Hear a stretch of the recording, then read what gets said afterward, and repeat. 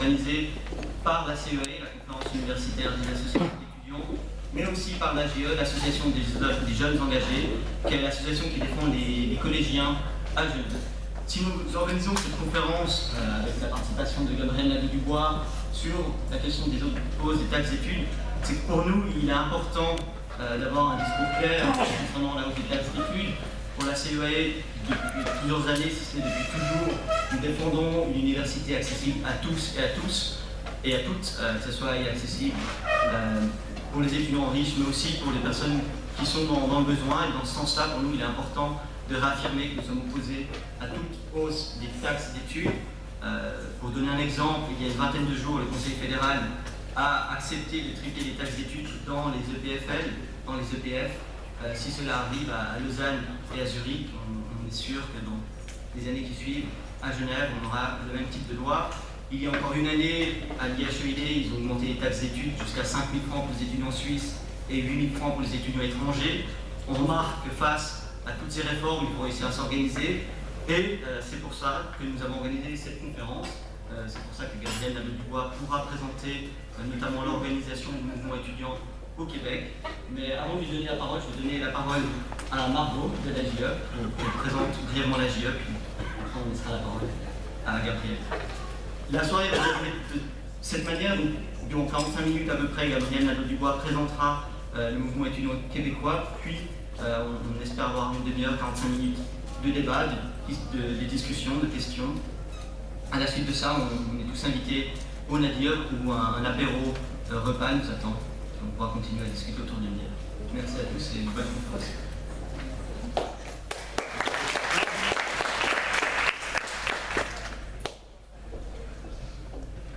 Bonsoir. Merci d'être venu. Je suis Margot Barlan, je suis la vice-présidente de l'AGE, l'Association des jeunes engagés. On est un syndicat qui défend les intérêts des jeunes en général et surtout dans leur formation après l'école obligatoire.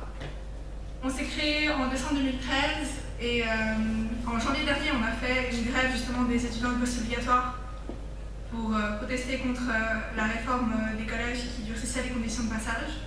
Du coup on est vraiment content d'accueillir Gabriel aujourd'hui.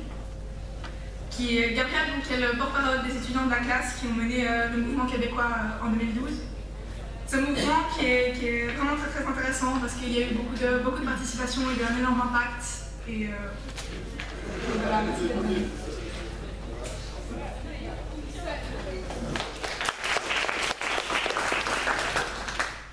Bonsoir à tout le monde. Merci évidemment tout d'abord aux gens du CUAE, c'est ça, de m'avoir invité, de l'AGE également. Ça n'a pas été facile, mais finalement j'ai réussi à rendre à Genève pour vous rencontrer ce soir. On m'a demandé de vous parler du mouvement étudiant québécois. Et ne sachant pas exactement si j'ai devant moi des gens qui connaissent très bien ce qui s'est passé au Québec ou des gens qui, au contraire, connaissent assez peu de choses, j'ai décidé de faire une présentation ce soir assez générale, de faire en fait, de passer un peu en revue les grandes caractéristiques de ce mouvement-là. Et je vais essayer de m'en tenir, comme le disait Quentin, à une trentaine ou 45 minutes, essayer pour en fait maximiser le temps de discussion qu'on aura ensemble, parce que ce qui m'apparaît comme étant le plus important, c'est les questions que vous avez, parce que j'ai la prétention de croire que le mouvement étudiant québécois est porteur de leçons pour les mouvements sociaux en général, évidemment, notamment les mouvements étudiants. Je pense que ce qui est le plus important ce soir, c'est d'entendre vos questions par rapport aux préoccupations qui sont les vôtres ici en Suisse, par rapport aux luttes qui sont les vôtres ici à Genève. En commençant, je voulais faire deux précisions. Avant de commencer, en fait, je voulais faire deux précisions. Le premier, c'est, en fait, la première, je l'ai déjà faite, c'est simplement de dire que je vais y aller d'une présentation assez générale. Et donc, s'il y a des gens qui connaissent déjà le mouvement étudiant québécois, c'est possible que ça soit un peu répétitif, c'est possible que je dise des choses que vous connaissez déjà. Je m'en excuse à l'avance, mais j'ai préféré procéder de la sorte pour s'assurer qu'ensuite, dans la période de questions, on puisse aller plus dans les détails, on puisse aller plus en profondeur. La deuxième précision que je voulais faire avant de commencer, c'était disons, de rappeler que le mouvement, que la mobilisation étudiante québécoise en 2012 a été une mobilisation qui a été très longue, hein, elle a duré 6 mois. C'est également une mobilisation qui a été très large. On parle de plusieurs centaines de milliers d'étudiants et d'étudiantes qui se sont mobilisés. Il y avait plusieurs organisations à l'intérieur de ce mouvement-là. J'en représentais une qui s'appelait la classe, la coalition large de l'association pour une solidarité syndicale étudiante. Mais il y avait également d'autres organisations à l'intérieur de cette mobilisation-là. Et au sein même de la classe, donc au sein même de l'organisation dans laquelle j'ai milité à l'époque, il y avait différentes tendances, différentes familles politiques. À l'intérieur du mouvement lui-même, il y a plusieurs interprétations, il y a plusieurs bilans qui sont faits. Et ce que je vais vous présenter aujourd'hui, c'est mon analyse, c'est mon bilan à moi. Je ne prétends pas que ce soit le seul bilan qui puisse être fait, je ne prétends pas que ce soit la seule interprétation qui soit valable. C'est un bilan qui est situé, hein, qui est fait de mon point de vue. Et ce point de vue-là, c'était quoi? Mais c'était le point de vue d'un porte-parole, le point de vue d'un responsable national. Cette grève-là, je ne l'ai pas vécue la plupart du temps dans les rues ou dans les assemblées. Je l'ai la plupart du temps vécue dans l'espace public, dans les réunions, dans les négociations. Et donc, évidemment, le bilan que je fais à lutte, il est influencé par ce point de vue-là absolument unique qui était le mien. Donc, il est tout à fait possible, en fait, il est possible de faire des bilans, des interprétations différentes de cette lutte-là. Et je voulais juste bien mettre au clair cet élément-là avec vous pour qu'on s'entende sur ça. Ma présentation ce soir va se diviser en 3 grandes parties. Je vais commencer par disons, mettre la table en rappelant le contexte politique qui était celui du Québec en 2012 pour comprendre un peu qu'est-ce qui a permis au niveau de la conjoncture politique l'éclosion d'un mouvement social aussi important. Également des éléments de contexte au niveau de la situation du mouvement étudiant québécois pour comprendre un peu quels vont être les acteurs de cette lutte-là dans le mouvement étudiant et pour peut-être aussi préciser quelques spécificités du mode d'organisation du mouvement étudiant québécois. Je me suis promené beaucoup dans les dernières années, j'ai vu toutes sortes de manières de s'organiser comme étudiant, comme étudiante, et je pense que c'est important de faire cette précision-là, parce que sinon il y a des confusions qui peuvent survenir. Le deuxième moment de ma présentation va vraiment porter sur la classe comme organisation. Je vais me permettre d'aller assez dans les détails en décrivant comment cette organisation-là fonctionnait. Je considère qu'il y avait dans cette organisation-là je considère que nous avions réussi à trouver un équilibre entre un fonctionnement démocratique, mais aussi une capacité réelle de s'organiser nationalement et de coordonner nos efforts.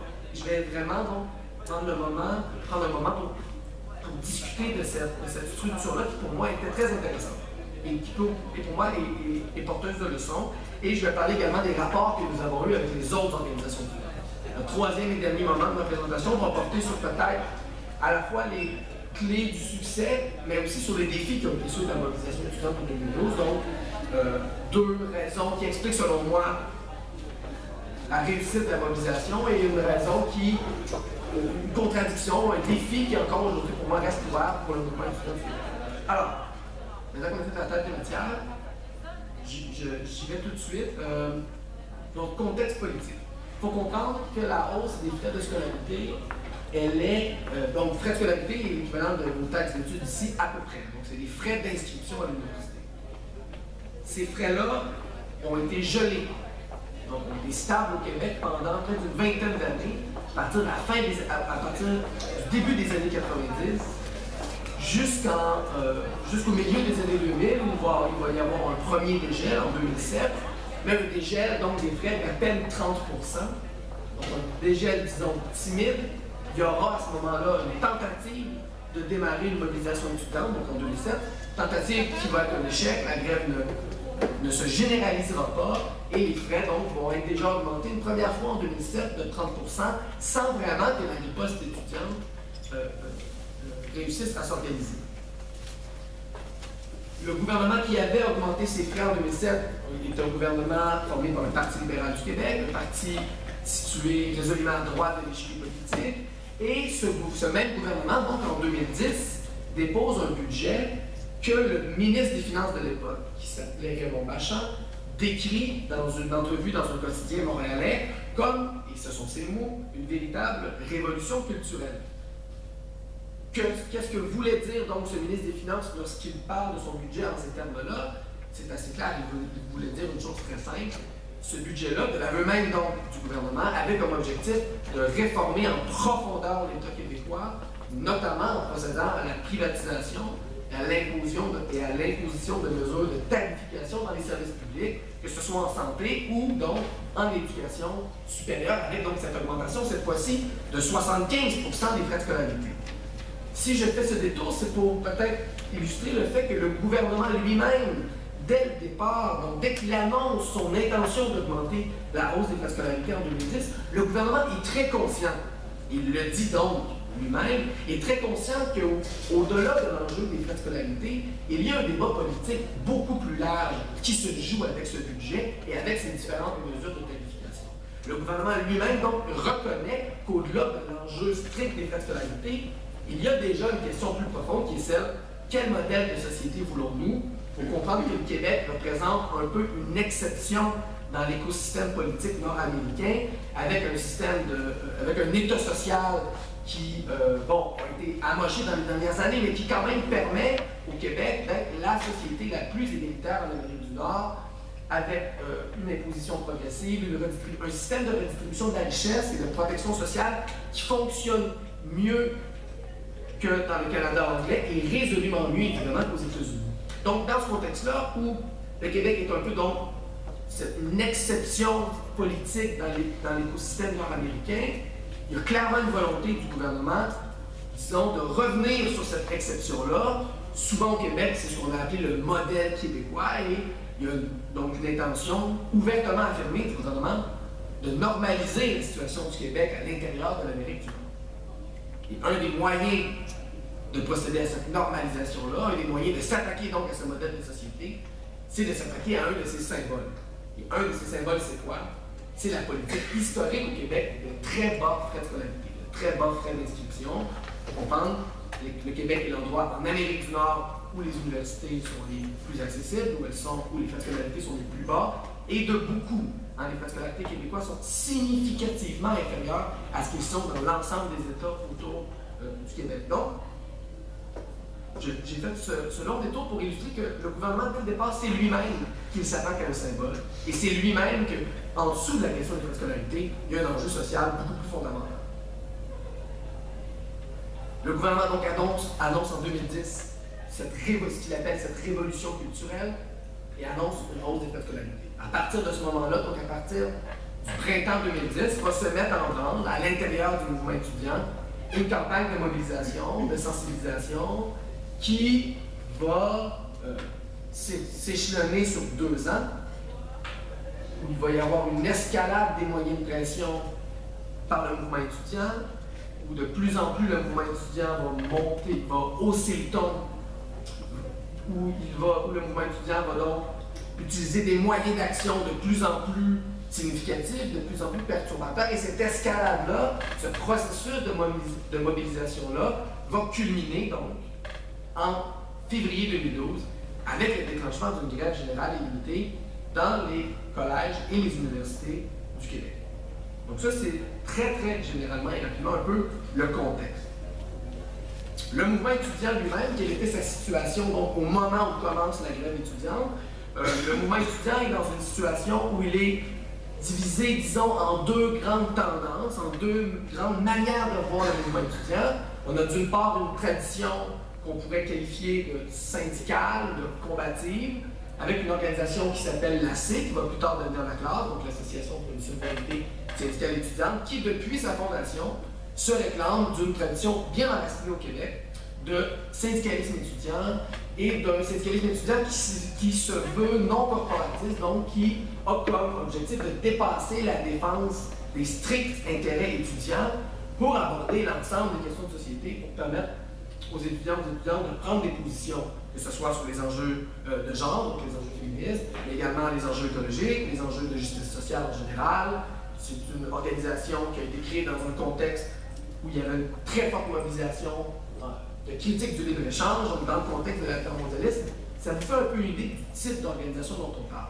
Parallèlement donc à cette tendance à laquelle j'appartenais, existe aussi depuis un certain nombre d'années une autre forme d'organisation étudiante représentée par deux fédérations étudiantes, Fédération étudiante collégiale et Fédération étudiante universitaire du Québec, qui représentent, disons, une tradition qui mise davantage sur la concertation avec l'État, sur le lobbyisme envers l'État pour faire valoir les intérêts étudiants et qui, historiquement, c'est beaucoup plus limité à des questions strictement étudiantes et il y a très peu pris position sur des questions plus politiques, plus sociales. Ça fait un peu, encore une fois, très rapidement, un bilan des forces en présence. Une caractéristique fondamentale du mouvement étudiant que je veux prendre la peine d'expliquer, c'est un phénomène qu'on appelle celui du monopole de la représentation. C'est un peu technique, mais c'est ce qui donne au mouvement étudiant québécois une puissance de mobilisation aussi importante.